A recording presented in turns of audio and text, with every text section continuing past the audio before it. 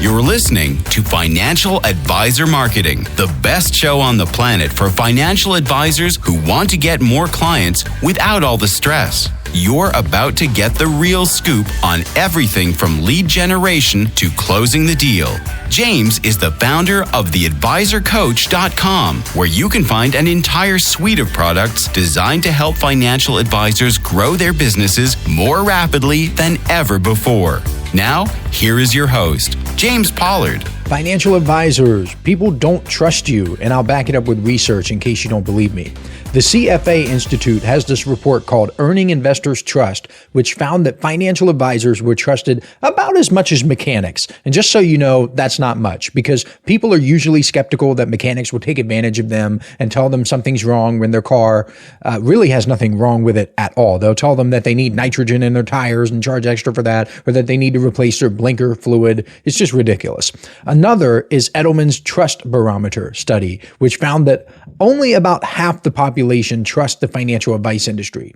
Do you know how dire that is? If you have 100 people in a room, 50 of them will not trust you. This is one reason why so many regular sales and marketing books do not work for financial advisors, because in other industries, trust is already established. We inherently trust that a restaurant will serve good food. We already trust that a barber won't mess up our hair. And we trust other professionals like doctors, electricians, and plumbers. I could just go on and on. When you hire a plumber to snake your toilet, do you put a camera down the drain to double check his or her work? Probably not. Why? Because trust already exists. Not only do you trust plumbers enough to hire them without much effort at all, but you trust them enough that you probably don't even double check their work. If you have a leak in your house right now, okay, and I'm going to talk about this because I had a leak in my house, actually, not that long ago. But if you have a leak in your house, okay, are you going to go check references and go to different websites and see all these little trust signals? No, you're just going to call a plumber and you're going to trust that the plumber knows what he or she is doing.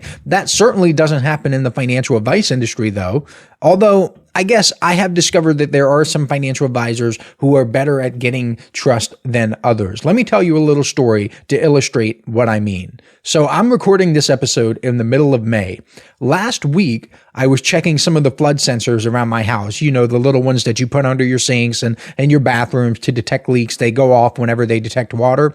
Well, I never put one in my laundry room. I thought I did, but I didn't. And it turns out I have been unprotected for years. So I bought some. Those sensors arrived on May 14th. I set all of them up. I slid one under my washing machine and I went on about my day. And guess what? This is crazy. The washing machine leaked the very next day. The sensor caught it and it saved my butt, not even 24 hours after I put it in there.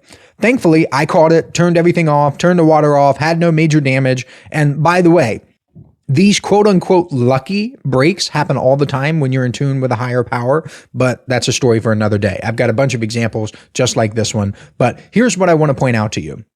I got the alert that there was a washing machine leak at 12:44 p.m. and I had a brand new washing machine ordered at 12:58 p.m. That's right. 14 minutes later, I not only detected the leak and turned everything off, but I selected a new washing machine and dryer because I ordered a set, and I paid for it in 14 minutes. Do you know why? The biggest reason is because I want to be the type of customer I want in my business, because you attract who you are. I want financial advisors who make fast decisions, who commit to things, and who don't try to nickel and dime every single transaction. I didn't spend weeks doing research. There are some people out there who spend more time shopping for a washing machine than they spend planning their financial futures. It's sad. It really is. Your life has to be sad, sad, sad if you spend more time doing that sort of thing than you do planning for your future. Let me make myself clear. If you spend more time buying a car or planning a vacation or buying a washing machine, for goodness sakes, then you spend working on your financial future, your personal fortune, your business, then you have your priorities all out of whack. I also didn't spend hours searching the web for coupon codes or promo codes. I literally cannot remember For the life of me, the last time I looked for a coupon code, because I don't want to give my unconscious mind the impression that I need to save money. That might sound weird to you, but I'm just telling you, this is my experience. This is what I have seen in the world. This is what I have heard from other people. They have had similar experiences to me when they shift their mind to think this way. I chose to pay what Home Depot asked. I bought my washing machine and dryer and pedestals. I got pedestals, actually. If you don't have pedestals for your washer and dryer, oh my goodness, get them. They are awesome. You can get them with the storage. It's just easier if you have a front-loading washer. They are incredible. So I chose to pay what Home Depot asked. Home Depot has a number on the website. They say, this is how much we want. I figured the company is providing a valuable service to me by making a great product available, and they deserve to get the number that they are asking me to give them. Such is the attitude I want my financial advisors to have with me. I mean, do you really think that when you're looking for a little promo code or a coupon code, that the $200 or so that you save on a washing machine is going to have that big of an impact on your life? Like, is your life truly going to be changed? What if, just hear me out here. Think about this. What if you save the $200, but you telegraph a signal out into the world that prevents someone from hiring you for a multi-$1,000 financial planning engagement? You might scoff at what I'm telling you. You may not think this is real, or you may not take this seriously, but I caution against it, because you truly get what you give. If you are someone who takes forever to make decisions, then you shouldn't be surprised when prospective clients take forever to work with you. If you are someone who can't pay for other people to help you, then you shouldn't be surprised when people outright reject you when you ask them to pay you for your help. If you are someone who tries to get over on people by freebie seeking or cost cutting, then you shouldn't be surprised when it happens to you. This is one of the biggest lessons I try to hammer home to my Inner Circle members, and it's one reason why I've structured my newsletter in such a unique way. It is a commitment because I want advisors to attract people who are committed. So by committing to me, that's who they attract. It's a monthly subscription because I want advisors to attract people who pay regularly and routinely. So by doing that with me, or doing that for themselves, I should say, they attract those sorts of people. It allows subscribers direct email access to me for their questions because I want advisors to attract people who want to ask them for their help. Do you get it? Are you starting to get it now? It's about cultivating the right mindset. And even though I'm not really a mindset guy, I really think that like 99.9% of mindset books and trainings and courses are just complete bull manure. I understand that this stuff really can have an impact on your business. Maybe the reason people don't trust you is because you don't trust other people. If you approach everything with suspicion or a scarcity mindset, it's no wonder that you struggle to build genuine, trusting relationships with people. But let's dig a little deeper into some of the specific reasons why people may not trust you or just not trust financial advisors in general and what to do about it. One major issue that I see frequently is the lack of transparency in the industry. Too often, advisors hide behind complex jargon, they bury important information in fine print, or fail to clearly communicate their fees and other potential conflicts of interest. This sort of thing breeds mistrust because people will feel like they're not getting the full picture, or that their advisor may not have their best interest at heart. And even if they do, perception is reality to people. If they feel like you don't have their best interest in heart, then that is just the truth. And yes, even so-called fiduciaries sometimes aren't as transparent as they should be. If you want to buck this trend, then you need to prioritize clarity and openness in all of your marketing. I'm talking everything. Your emails, your social media pages, your direct mailers, everything. Listen up, financial advisors. This is something special I'm doing exclusively for people who listen to this podcast. If you subscribe to the Inner Circle newsletter over at theadvisorcoach.com/coaching, I will send you a collection of 7 copyright-free emails personally written by me that you can use right away to begin getting more clients. I call these my objection-busting emails because they're designed to overcome the biggest objections financial advisors face. All you have to do is send me an email letting me know you've subscribed, and I will reply back with a link where you can download them for free. I originally offered these in the May 2024 Inner Circle newsletter issue, and it was one of the most popular bonuses I've ever given away. Today, these 7 objection-busting copyright-free emails are only available to listeners of this podcast because I'm not mentioning them anywhere else. Go to theadvisorcoach.com/coaching to subscribe today. Now, back to the show. One of the things I think is weird is that some advisors will sort of hide the fact that they're running a business. They will treat their payments and fees almost as an afterthought. Like, oh, by the way, by the way, you do pay me this way. Or, oh yeah, I do accept money for that. No, that should be upfront. You're running a business, not a charity. Of course you're going to get paid. And it's only right that you tell people exactly what they're going to pay you in exchange for what they're getting. And assuming you're working with big boys and girls who understand that businesses exist to make a profit by serving their clients, they will understand. Another trust barrier is the perception that financial advisors are more interested in selling products than providing valuable advice. Now, what did I just say? I said people should understand what they're going to pay in exchange for what they're going to get. The reason this is important is because we rarely buy products for the sake of buying products. We buy in order to get something. And sometimes the value is in explaining what the product will do for someone. For example, with that washing machine I just bought, I don't really care about the washing machine. I care about clean clothes. So if someone were to try to sell me that washing machine, that person would need to explain to me how this specific washing machine can get my clothes cleaner, faster, by using less energy. So my energy bill is actually lower by using this washing machine over a competitor's machine. That would be valuable to me. That explanation, that information on how I can accomplish my goals would be valuable. So there is a right and wrong way to quote unquote sell products, and to do it in a way that demonstrates kindness and compassion for your target market. So if someone came up to me and said, James, I really care about you. I know that having clean clothes is important to you. I want to make sure that you have clean clothes. So I'm going to sell this to you. Then yeah, that's awesome. I love that. I fully embrace that. The wrong way is to push some more with little regard to what your market wants or what your market cares about. That's like saying everyone should buy your washing machine no matter what. That's goofy, and it's incredibly damaging to the industry. If you're doing that sort of thing, stop it. Stop it. You should be ashamed of yourself. Most of the time, the big trick for building client trust is to act in their best interest. I know, shocker.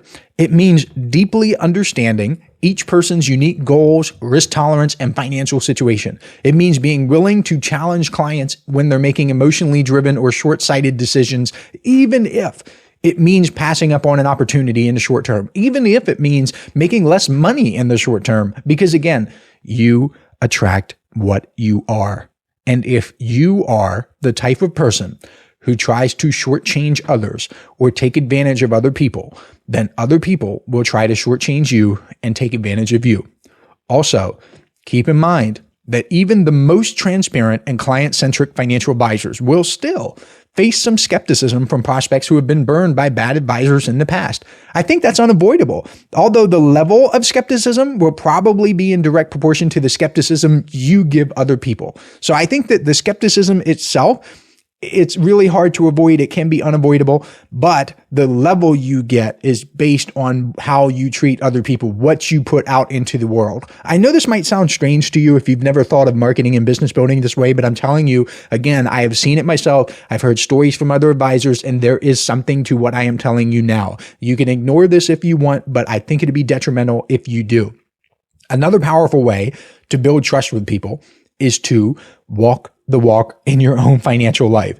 When you can demonstrate that you're practicing what you preach, it sends a powerful message that you truly believe in the value of your own advice and what you do for people, and that you can help others.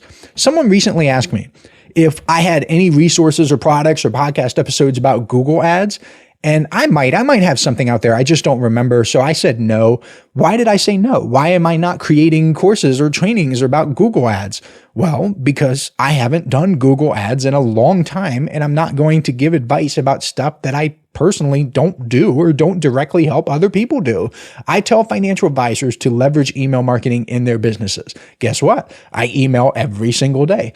I tell financial advisors to build systems and marketing assets. Guess what? I do the same thing, and I've been doing those things in every business I have ever built. So I may know a thing or two about doing that. That's why I get so frustrated when I encounter broke financial advisors or financial advisors who get their credit cards declined for $20. Like, have you considered, I don't know, this sounds crazy, but have you considered following your own advice? I mean, really, it's crazy to me to think that there are grown men and women out there basically cosplaying as people who know what to do with money, knowing darn well in their hearts that when they try to swipe that card, they're going to get declined. Like, how do you do that? It's crazy to me. Look, I'm going to give you some free game. This is seriously some valuable content right here. This is something I want you to take from this podcast. There's this book called The Trick to Money is Having Some by Stuart Wilde. And that's Wilde, W-I-L-D-E. So Stuart Wilde, The Trick to Money is Having Some. It is such a good book. I love it so much. When I read that book, my life changed forever because I finally understood that when you don't have money, you tend to focus on what you don't have or what you can't get, which inevitably leads you to not having stuff and not being able to get stuff.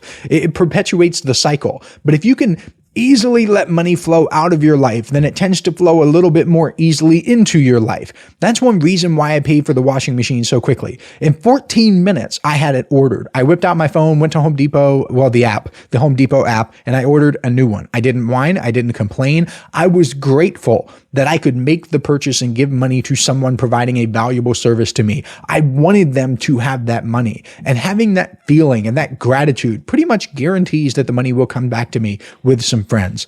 If you're listening to this podcast hoping for some sexy tip, trick, or tactic for building trust, then I apologize to you. I am sorry. But this is the thing that I believe makes the biggest difference in how financial advisors achieve trust and cooperation from other people. So if you're struggling to build trust with prospects and clients, take a hard look in the mirror.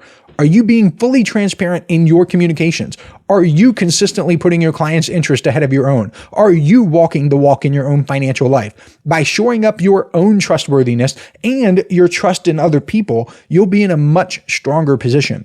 Now, I know that some of you might be thinking, but James, I'm already doing all of those things and I still struggle with trust. And I hear you. The reality is that trust takes time to build, and there's no magic bullet that will make everyone automatically see you as trustworthy. Truthfully, there are some situations where people struggle to trust others because they're dealing with their own psychological barriers. Sometimes people won't be able to trust you because they can't even trust themselves. But hear me out.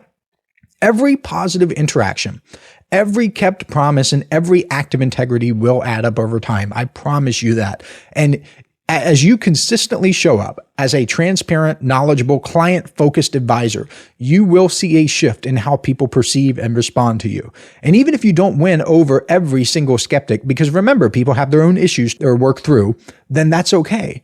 Because the people who do come to trust you are the clients who will likely stick with you for the long haul. Those are the clients who will sing your praises, show up for your meetings on time. They won't ghost you. They won't show up late, and possibly refer other people to you as well. So don't get discouraged if trust feels hard to come by in the financial advice industry, because it truthfully is. It's very difficult. And again, that's why sales and marketing books, or most of the sales and marketing books, don't work as well for financial advisors, because other sales and marketing books and courses and trainings and gurus and consultants, they believe that the trust is already established.